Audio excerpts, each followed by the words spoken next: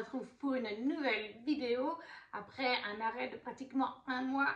Comme vous le savez si vous me suivez sur Instagram, j'ai déménagé. Du coup, j'étais dans les cartons, faire les cartons, défaire les cartons. C'était difficile de vous filmer. D'ailleurs, on a un nouveau cadre. Je ne le trouve pas idéal. Alors, j'aime toujours autant mes vitrines Disney, mais le décor autour n'est pas génial. Je ne sais pas encore comment je vais faire pour filmer. On se retrouve enfin pour une nouvelle vidéo, il était temps, puisque je vais vous présenter ma pile à lire pour le Cold Winter Challenge 2023 qui va commencer le 1er décembre et on est le lundi 27 novembre. Cette année, le Cold Winter Challenge est organisé par Elise de A Book and a Coop. Je connaissais un tout petit peu sa chaîne parce que j'avais regardé des vlogs à l'époque où elle avait lu à Crescent City. Et j'avais vu, il y a Nina Quill aussi qui en parlait un petit peu pendant cet été. Donc quand j'ai su que c'est elle qui reprenait le Cold Winter Challenge, j'étais très contente. Et elle nous a vraiment fait un super challenge. Franchement, sa vidéo de présentation, on sent qu'elle est motivée, qu'elle a envie. Elle a prévu plein de petites choses, un bingo, un calendrier de l'Avent aussi. Bref, c'est vraiment ultra complet et ça donne très envie de s'y mettre. La thématique de cette année, ce sera un Noël avec Dickens.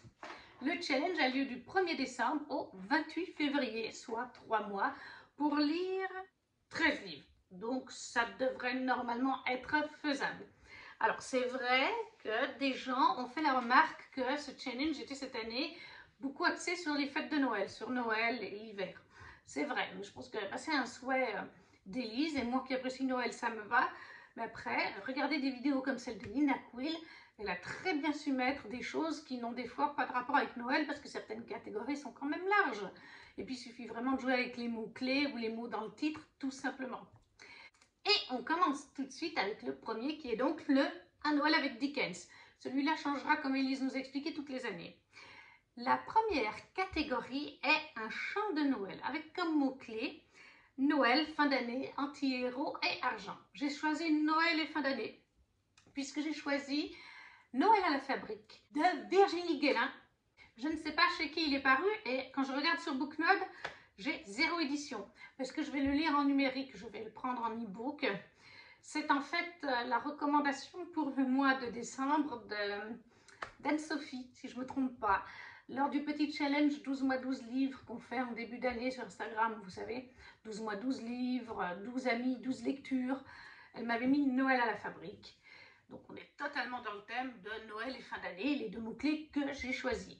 Au niveau des mots-clés sous le roman, nous avons famille, Noël, secret de famille, comédie romantique, Strasbourg, romance de Noël. Et pour le résumé, on nous dit « La légende dit que la magie de Noël ne peut jamais nous décevoir. Noël est amoureuse de Noël. » Donc on parle de Noël, une femme qui est amoureuse de l'esprit, de la fête de Noël. Et pas seulement parce que la fête tombe le jour de son anniversaire.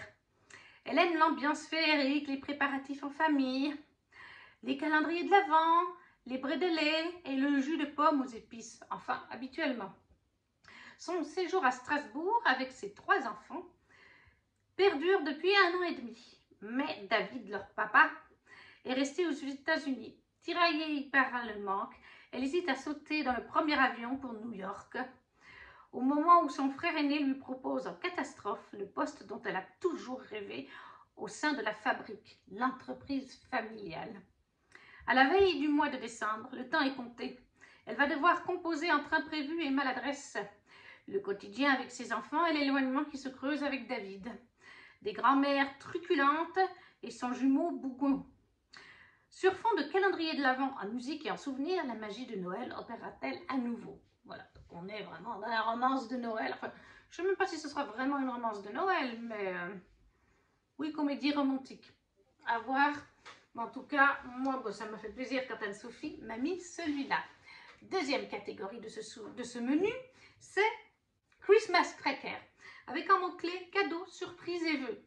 J'ai choisi le mot-clé vœux. Peut-être que les 2 autres pourraient aller, car j'y ai mis « Et si on pliait les étoiles » d'Erika Boyer. J'avais lu le tome 1 l'année passée, qui était « Si on dépliait les étoiles », il me semble, quelque chose comme ça. Et là, cette année, c'est la suite, c'est « Et si on pliait les étoiles ». L'année passée, le concept, c'était un jeune homme qui toute l'année a plié des petites étoiles avec des vœux. Donc on était dans la thématique. Et à la fin d'année, son meilleur ami, dont il était secrètement amoureux, a piqué sa jarre avec les petits vœux en forme d'étoile, si je me rappelle bien, et on a choisi 24 comme une petite intention, un petit vœu à réaliser jusqu'au 24 décembre depuis le 1er. Donc là, cette année, j'imagine qu'on va plier les vœux. On va bien voir. Là aussi, je le lirai en numérique et pour l'édition Independently Published. Donc je pense que c'est de l'auto-édité. Si je me rappelle bien de l'année passée, je crois que c'est de l'auto-édité. Beaucoup de choses ont changé dans la vie d'Eliot, à commencer par sa relation avec Sora. Et avec ces changements viennent des questions. Que fera-t-il après le bac? Comment faire évoluer sa relation amoureuse? Le jour de Noël sera-t-il toujours magique à ses yeux? À 17 ans, il lui semble avoir trop de poids sur les épaules. Mais son petit ami est là pour lui rappeler que certaines choses ne changeront pas. Cette année encore, il compte bien exaucer tous ses souhaits. Reste à savoir si plier des étoiles suffira à lui faire oublier que bientôt, il lui faudra prendre des décisions. 25 jours, 25 jeux et 25 vœux et 25 raisons d'être heureux. Une fois de plus, décembre sera mouvementé. Et moi, j'aime bien lire, parce qu'en tout cas pour le premier volume, c'était vraiment un vœu par jour. Et c'était aussi donc un chapitre par jour. Enfin, vous pouvez le lire comme ça. Moi, c'est comme ça que je l'ai lu l'année passée. Je pense que ça sera le même concept cette année. Ensuite, en 3, nous avons comme nom de sous-catégorie l'arbre de Noël, avec en mots-clés famille, amitié, célébration, groupe ou jouet. Moi, j'ai mis les mots-clés famille, amitié et groupe, même si je pense que célébration et jouet vont rentrer, puisque j'ai mis le tome 3 du grimoire d'Elphie, d'Audrey Alouette et Minnie Ludvin. Oui, et Arleston, voilà, paru chez Draco. Complètement dans la thématique, je l'ai depuis une année. Ça fait une année que j'attendais de le sortir de ma palle. On est à Noël. Les filles, on suit 3 sœurs qui vivent dans un bus. La sœur aînée est majeure. Elles n'ont plus leur maman, elle est décédée. Et la sœur aînée a retapé un bus rouge anglais à 2 étages. Et au premier étage, c'est leur petit camping-car, si on peut dire. Et le rez-de-chaussée, c'est une petite librairie. Et elles voyagent dans des petits villages de France qui n'ont pas forcément de librairie pour vendre des livres.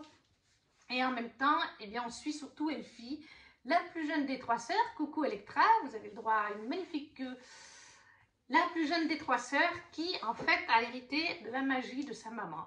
Voilà, les 2 sœurs ne semblent pas avoir de magie, mais Elphie a de la magie. Et elle a hérité du carnet magique de sa maman. Je ne vais pas vous en dire plus. On nous dit là pour le tome 3, alors que Noël approche, le bus librairie d'Elphie et de ses sœurs est immobilisé par une panne en Alsace. Donc, on est bien pour Noël. Là, Elphie partage pour la première fois son secret. Faustine, fille de la pâtissière du village, est aussi une petite sorcière. Mais Faustine est surtout une Miss Catastrophe qui se fourre dans des situations impossibles et compte sur Elphie pour l'aider à s'en sortir. Entre une tempête de neige et des attaques de bonhommes en pain d'épices, Elphie va découvrir une énigme familiale datant de la Seconde Guerre mondiale qui pourrait bien changer la vie du village. Un conte de Noël gourmand et mouvementé qui vient apaiser les secrets du passé. Voilà. Donc on est, je pense que groupe ça peut aussi aller, hein, célébration aussi, je pense franchement. Donc le grimoire d'Elphie, le tome 3 chez Draco, de Minnie Ludvin, Audrey Alouette et Arleston. 4e sous-catégorie de ce menu, fantômes des Noëls passés, présents et futurs, avec en mots-clés enfance, espoir, nostalgie, voyage dans le temps, peur. Pour l'instant, j'ai mis le mot-clé voyage dans le temps. Voilà, j'ai pas été chercher très loin, comme quoi on peut mettre même dans Noël n'importe quoi. Outlander, le tome 4 de Diana Gabaldon, puisque je suis en train de voir la série maintenant avec ma mamie et qu'on a commencé la saison 4. Donc le tome 4, et je ne l'ai pas encore lu. Donc voilà, est-ce que j'ai vraiment besoin de rappeler ce qu'est Outlander? On va suivre Claire, qui est dans les années 1940, juste après la Seconde Guerre mondiale. Elle va avec son mari en Écosse faire un petit voyage.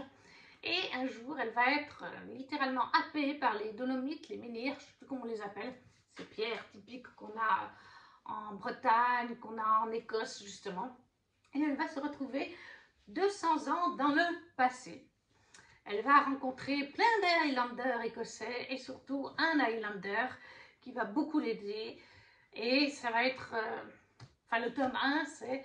Elle essaye de rentrer chez elle, elle essaye de survivre 200 ans dans le passé, sachant que son mari est quand même un historien, professeur d'histoire, et qu'il était passionné par l'Écosse, l'Angleterre, ses ancêtres sont anglais, donc elle a des connaissances un petit peu sur la guerre Écosse-Angleterre, de par son mari, et elle arrive en 1700 et quelques, en plein milieu de tout ça, donc elle va essayer quand même d'aider, elle va essayer de s'en sortir, parce que bien sûr qu'en plus il faut qu'elle fasse attention à cette époque-là, il y a les sorcières qui peuvent être brûlées, il se passe plein de choses. Ça, c'est le tome 4, je ne vais pas vous dire où on en est, si vous ne connaissez pas et que vous voulez découvrir, pas vous spoiler. Donc Outlander, le tome 4 de Jana Gabaldon, qui est chez J'ai lu pour Fantômes des Noëls passés, présents et futurs. En 5e sous-catégorie, oui, ce menu a 5 sous-catégories, nous avons Festin de Noël, avec gourmandise, cuisine, chocolat, grands-parents. J'ai eu un petit peu de mal, je dois dire. J'ai hésité, je me suis dit, est-ce que Mémoire de la forêt, le tome 2, qui est sur le printemps, irait? Mais finalement, j'ai opté pour Flocon de chocolat, qui est de Magali Santos, que je lirai en numérique. Là aussi, parce que j'ai découvert, en fait, j'ai vu ce livre-là, honnêtement, sur une des abonnés Facebook du Cold Winter Challenge. Je me suis dit, je vais regarder un peu ce que les gens proposent et j'ai vu ça. Et flocons de chocolat, ça me tente. Ça parle de chocolat, donc c'est de la gourmandise, de la nourriture. Et j'ai été voir sur Amazon parce qu'en plus, la personne précisait sur son post sur le groupe Facebook du Cold Winter Challenge, elle précisait que certains étaient inclus dans l'abonnement Kindle sur Amazon. Et donc, j'ai été voir, parce que moi, j'ai Amazon Prime. Alors bon, c'est pas forcément pareil, mais j'ai le droit apparemment à 15 jours gratuits avec Kindle, avant de prendre un abonnement ou pas. Et comme j'avais, en tout cas à l'époque, j'avais l'application Kindle sur mon téléphone. Donc je vais essayer de voir si je peux pas avoir les 15 jours gratuits pour ce livre-là et un autre. Alors, dans Flocons de chocolat de Magali Santos, les mots-clés sont donc Noël, chocolat, feel good, romance contemporaine. Donc on est relativement dans les mots-clés. On nous dit Audrey, une jeune femme indépendante et ambitieuse, quitte Lyon pour s'installer à La Rosière. Loin de la grande ville française, une nouvelle vie se prépare. Des montagnes, de la neige et un job passionnant dans une chocolaterie-confiserie. Donc gourmandise chocolat, on y est. Tout semble paisible et dépaysant, mais c'est sans compter sur son collègue suédois, un certain Maximilian Johan. Que cache ce viking scandinave arrogant? Il suffit d'une fraction de seconde pour qu'il ne la supporte pas. Leurs vies sont complètement différentes et leurs destins s'annoncent pourtant opposés. Audrey réussira-t-elle à amadouer l'ours polaire? Réussiront-ils à se rapprocher pour le bien-être de leur entourage? Laissez-vous emporter par l'histoire rafraîchissante et tumultueuse d'Audrey et de Maximilian auprès de leurs amis, Inès et Gabriel, du roman Tempête et sucre d'orge. Bon, bah, c'est un tome 2, mais c'est pas la fin du monde si j'ai pas lu le tome 1. Voilà, ça, c'était donc les catégories du premier menu. Ensuite, nous passons au menu 2, qui est Féerie des fêtes. Élise nous dit que ça restera relativement globalement pour cette catégorie similaire. Le titre et... Voilà, elle ne va pas trop toucher. Ce sera surtout le premier menu qui changera d'année en année. Et le menu se nomme Féerie des fêtes. Avec la première sous-catégorie, Deck the Halls. Je ne sais pas du tout d'où ça vient. Et là, elle nous demande simplement une couverture rouge et ouverte. Donc, ça reste les couleurs de Noël, mais rouge et vert en couverture, on a du choix. Alors, comme j'avais pas mal de choses de Noël et que j'avais surtout trouvé ce petit bébé, un cœur pour Noël de Sophie Jomain, chez Ozu, forcément en rouge. Il y a un petit peu de vert quand même. Il y en a, donc oui, j'ai triché un petit peu.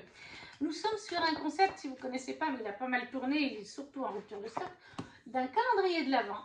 Chaque jour, à partir du 1er décembre, voilà, vous avez le 1er décembre, vous avez les pages qui sont reliées, elles sont à l'intérieur, et il faut en fait déchirer délicatement sur le bord, ici, et vous aurez peut-être 6, 7, 10 pages, je ne sais pas exactement, donc l'équivalent d'un chapitre, qui est donc tout caché jusqu'au 24. Donc quand on aime tricher comme moi des fois dans ces romans, on ne peut pas tricher. Voilà ce qu'on a à la fin. C'est un calendrier de l'Avent un système différent qui peut être tout aussi intelligent que des chocolats, des bonbons. Bon, moi j'en ai, mais voilà. Et en plus, c'est vrai, on en avait parlé avec la maman des loulous au travail l'année passée, je leur avais trouvé et elle m'avait fait acheter. Ils font aussi au zoo pour les enfants. Là, c'est vraiment pour adultes, mais ils font aussi pour les enfants et c'est ce que m'avait dit leur maman, ben, c'est bien. Et en plus, elle est prof de français, donc forcément, lecture et tout, c'est une autre façon d'avoir un calendrier et d'ouvrir ces petites cases à chaque soir et de découvrir une romance. Alors là, qu'est-ce qu'on nous dit? Un mois pour faire battre mon cœur. Je m'appelle Avril et j'ai 18 ans. Je suis née avec un cœur défaillant qui aurait pu me tuer. J'ai été transplantée il y a bientôt 2 ans. Depuis, tout a changé. Cette année, je reviens dans les Alpes pour fêter Noël avec mon père, dans ce corps que j'ai besoin de réveiller, dans ce corps que j'ai peur d'abîmer. Je suis morte de trouille, mais je veux croire au miracle. Et j'ai peut-être raison, car à peine arrivée, je revois Augustin et tout est chamboulé. J'en suis sûre, ma vie ne fait que commencer. Voilà, donc ça a l'air en plus super touchant parce qu'on a quand même une thématique assez forte avec une transplantation du cœur qui a eu lieu 2 ans auparavant, donc je pense que ça peut être un bon moment, du moins je l'espère. Donc Sophie Joma, cœur pour Noël chez Ozu pour Deck the Hall dans la catégorie, dans le menu féerie d'une fête, des fêtes. La sous-catégorie 2, c'est Lumières enchantées. Et cette fois, Élise nous demande une couverture qui brille, dorure, paillettes, argentée, dorée, c'est égal, mais quelque chose qui brille. Donc ça aussi, on peut très bien prendre des romans de fantasy fantastiques. Hein, en ce moment, il y a tellement de reliefs qui brillent de partout, ou des romances de Noël. Voilà, moi j'ai choisi une romance de Noël.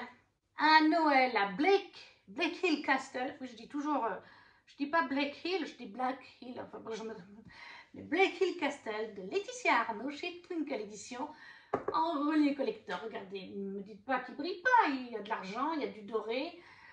C'est le dernier Twinkle Édition sorti un petit peu donc vers novembre, qui a été en campagne de Laetitia Arnaud. Il est encore une fois magnifique. Je ne l'ai pas encore présenté. Et là, qu'est-ce qu'on nous dit? Les Noëls se tissent dans les moments précieux. Ils sont aussi évanescents que les esprits et aussi ardents que les flammes qui dansent dans l'âtre de la cheminée. Hertfordshire, décembre 1843. Alva Moonfield s'apprête à passer les 12 jours de Noël dans le château de Sol Follow, un jeune lord renfermé à la réputation douteuse que l'on dit adepte des sciences occultes. Malgré la rumeur et les mises en garde, Alva est bien décidée à profiter de ce séjour chez lui pour le convaincre de soutenir et financer son projet de réhabilitation des quartiers pauvres de Londres. Elle ignore toutefois que c'est son propre destin qu'elle risque de changer au cours d'un Noël envoûtant à Blake Hill Castle. Ce merveilleux conte romantique vous emportera dans un tourbillon de flocons et d'émotions avec tout le mystère, l'élégance et le charme intemporel des Noëls victoriens. Voilà. Laetitia Arnaud, j'ai déjà lu Les entraves de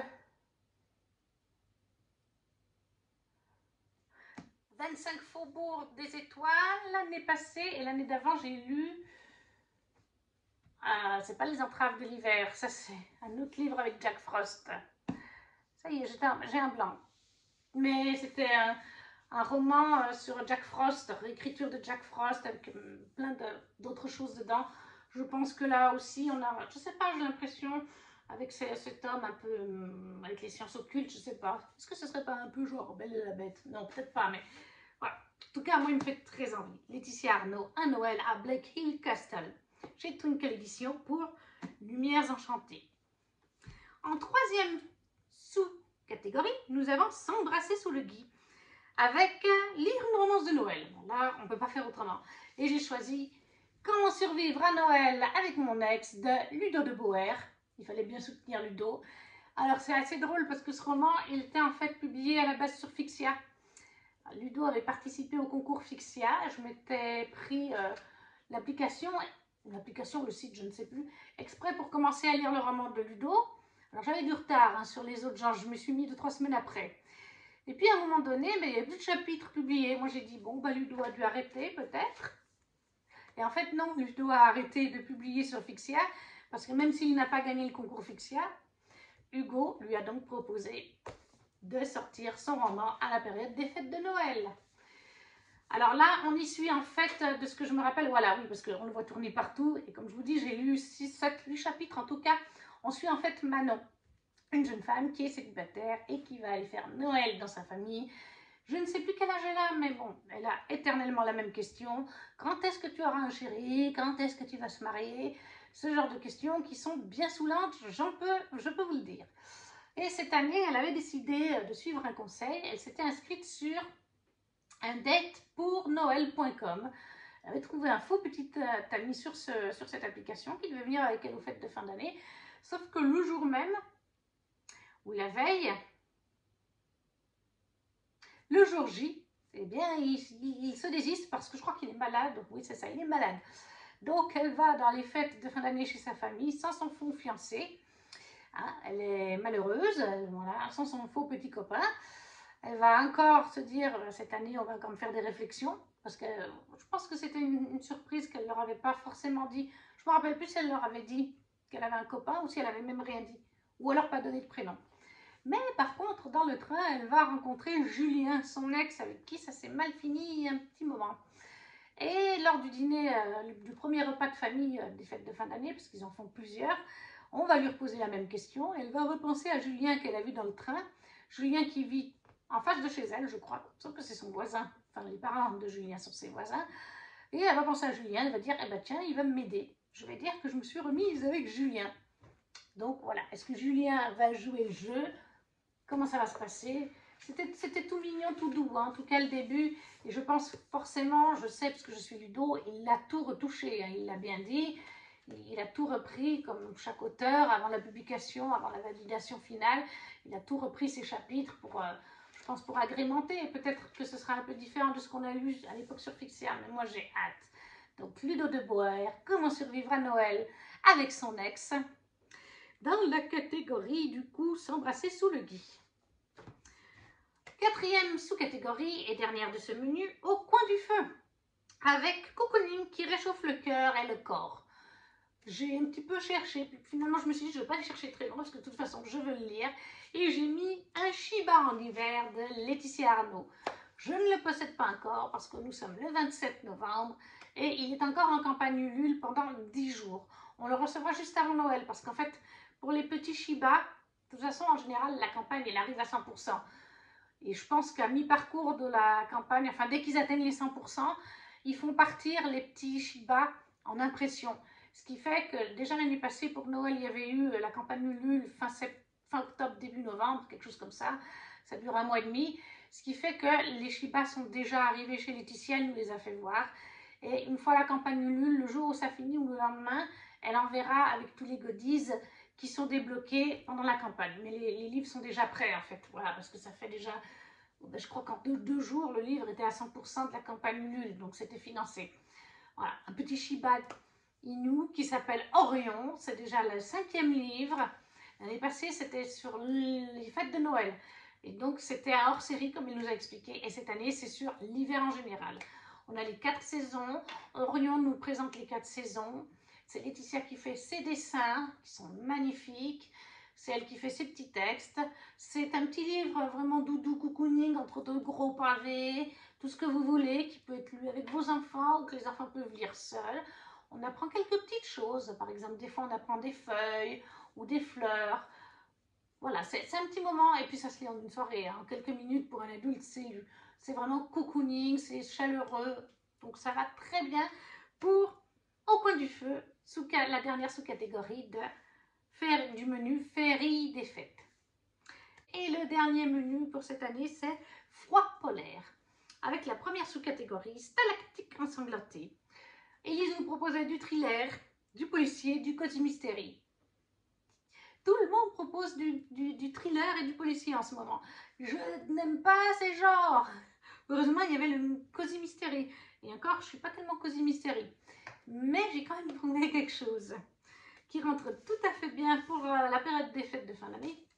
Sorcery of Town Manners de Margaret Rogerson chez Big Bang, la jolie édition collector. Et en plus, il est tout fin. Voilà, j'ai demandé sur Discord, sur le Discord, le coin DLC où je suis membre, j'aurais demandé ceux qui ont lu sur série Mysteries of Tom Manor, pardon, Mystery. J'aurais dit, est-ce que je me trompe? Il me semble que Nina avait dit, quand elle l'avait lu, que ça se passe en hiver. Et puis d'ailleurs, quand on regarde sous la jaquette, on a plein de petits flocons. Et des petits flocons, des roses. Il se passe bien en hiver et il va très bien pour le Cozy Mystery. Alors, bon, on m'en a pas dit plus. Et Nina n'en disait pas plus non plus parce qu'il est très petit. Je crois qu'il fait moins de 300 pages. Même pas 200 pages. Donc voilà, on m'en a pas dit plus, mais on m'a dit oui, très bien pour la catégorie. Donc on va suivre en fait Elisabeth, Nathanaël et le démon Silas. Dans ce charmant conte d'hiver, piégé au sein du Manor Thorn, ils vont devoir en découvrir tous les secrets. Donc oui, Mystery, Cozy Mystery, ça rentre totalement. Donc, Mysteries of Thorn Manor de Margaret Rogerson chez Big Bang pour Stalactique ensanglantée. Ensuite, en deuxième sous-catégorie, nous avons Let It Snow, avec, comme intitulé, un livre dont le titre contient un mot hivernal. Je ne possède pas le livre, et si la vidéo est bien publiée mercredi, vous n'aurez pas de miniature. Parce que pour l'instant, on n'a pas encore de miniature. Mais j'ai mis Frappuccino, Avalanche et Plus si affinité de Charlie Faro. Charlie Faro est une autrice auto-éditée avec Amazon, elle fait. Et chaque année, depuis 4 ans au moins, ouais, ça doit bien faire 5, c'est la 5e année, elle publie une nouvelle de Noël, toujours avec Amazon, comme tous ses romans. Sauf que pour l'instant, elle n'a pas donné ni le titre, ni le résumé, ni les thématiques de ce roman, ni même la couverture. On n'a rien. Alors oui, vous allez me dire, mais comment tu sais? Parce que j'ai Charlie, je la suis sur Instagram, comme beaucoup d'auteurs et autrices. Du coup, gentiment, je suis allée lui dire, voilà, parce qu'elle lit beaucoup, même en tant qu'autrice, elle lit beaucoup. Elle sait qu'il y a des challenges. Je lui dis, il y a le Cold Winter Challenge. J'aimerais mettre ton roman dans la catégorie Let It Snow, avec un livre dont le titre contient un mot hivernal, mais on n'a pas le titre, on n'a pas la couverture, on n'a pas le résumé. Est-ce que ça rentrerait ou pas? Et donc, elle m'a donné le titre, voilà. Frappuccino, Avalanche et Plus si à l'infinité. Donc, il y a le mot Avalanche, ça rentre. C'est une petite nouvelle de Noël. Les nouvelles de Noël de Charlie se passent toujours en France, pour vous donner une petite idée. Je crois qu'elles font moins de 200 pages ou moins de 300 pages, je ne sais plus. Et on va suivre 2 personnages qu'on a rencontrés dans le tome précédent, qui était axé sur le tome précédent. C'était une jeune femme qui avait réalisé son rêve en ouvrant un refuge pour animaux, mais qui avait des difficultés financières, parce que c'est pas forcément évident. Et là, on va suivre sa meilleure amie, une bonne pote, et le grand pote aussi de son chéri. Voilà, c'est tout ce que je sais. De toute façon, il n'y a pas besoin d'en savoir plus. C'est une nouvelle, ça va très vite. Mais il n'y a pas de photo pour le moment, je m'en excuse. Par contre, oui, je vais lui acheter le roman en papier. Pour Charlie, moi j'achète toujours en papier. On peut acheter en numérique, mais j'aime bien. Troisième sous-catégorie de ce menu, marcher dans la neige, avec en mot-clé Natural Eating, littérature de voyage, grands espaces, nature. Et là, je n'ai pas été chercher très loin. Le roman idéal, K.L. d'Alexiane Delis, apparaître chez Plume Blanche en 2024. Et alors, je ne sais plus quand il doit paraître, mais il me semble qu'il paraît vraiment tardivement en 2024. Si vous me suivez ici sur YouTube et un petit peu sur Instagram, mais surtout ici sur YouTube, vous savez, puisque c'est la dernière vidéo que vous avez eue avant mon déménagement, que je me suis pris le pack 2024 des 12 parutions de chez Plume Blanche. Voilà pourquoi je possède ce roman. La seule manière de l'avoir, c'est donc de précommander. Vous avez toujours la possibilité de le faire. Je crois que c'est jusqu'au 31 décembre, si je ne me trompe pas. Vous pouvez commander ce pack 2024 à l'avance. Et donc, vous aurez vos romans de chez Plume Blanche jusqu'à décembre 2024, soit une année. Et sinon, on pouvait le trouver à Mons. Voilà, les avant-premières de chez Plume Blanche sont aussi à Mons, mais c'était le week-end passé. Là, on est avec K.L. d'Alexiane Delis.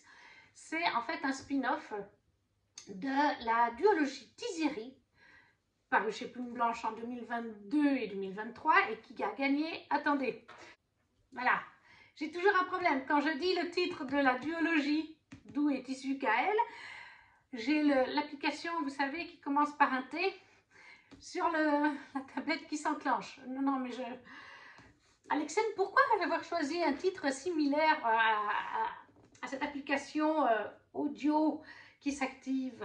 Enfin bref, pour dire, donc, dans cette duologie de Tiziri qui a gagné plusieurs prix, qu'est-ce qu'elle a gagné? Les Aliénales, je crois. Là, je crois qu'elle a gagné le PLIB, elle a gagné. Et donc, il me semble qu'elle a aussi gagné un prix avec Livre Addict, il me semble. Enfin, elle est en train de gagner plein de prix avec sa duologie. Et pour 2024, elle va nous faire le spin-off de Kael.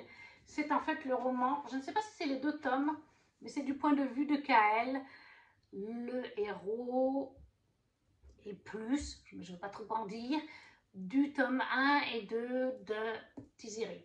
Mais voilà, je ne veux pas vous lire le résumé parce que ça c'est trop spoilant. Les 2 premières phrases, elles spoilent. Mais voilà, c'est du point de vue de Kael.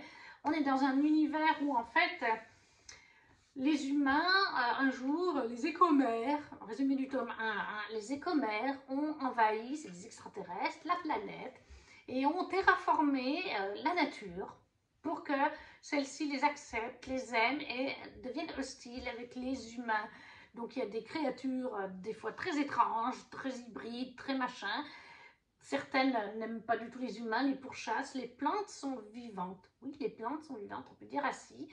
Vous pouvez comparer ce roman vraiment, et je sais qu'Alexiane le dit aussi, et beaucoup de monde le dit, on peut comparer à Avatar de James Cameron. Voilà, les plantes sont vivantes, il y a des âmes, il y a des extraterrestres, il y a vraiment plein de choses. Si vous aimez le natural reading, les grands espaces, la nature, même la littérature voyage, on peut dire que c'est un voyage aussi. Donc voilà, ça correspond pour toutes les catégories de ce sous-menu. Pour tous les mots-clés de ce sous-menu. Donc Kael, Océane de Lys, apparaît chez Plume Blanche en 2024. Et la dernière sous-catégorie de ce challenge, c'est la magie de l'hiver. Avec, en mots-clés, je les ai tous cochés, être du folklore hivernal, nordique, contes et légendes de Noël et de l'hiver.